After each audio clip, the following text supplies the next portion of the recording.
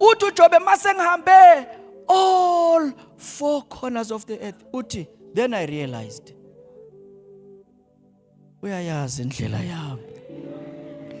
Uma esengivivinyile, yophuma nginjengegolide. Ngamanye amazwi, uthi uJobe, now I understand that this is just a test.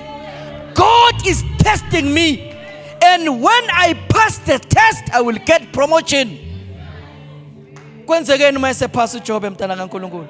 Kuthiwa uJobe uNkulunkulu wambusisa. Chapter 42. Wabuyisela konke okwakumlahlekela. Esekuphinda kabili. Nize lapho nje. Yonke le ndaba engaka bengifuna ukukutshela lokho nje ukuthi zonke izinto uSathane azintshontshile. Ziyabuya ngegama lenkosi uJesu.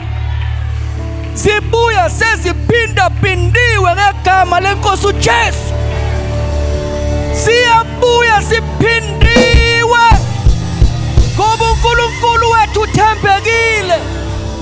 He is not a man that he should lie.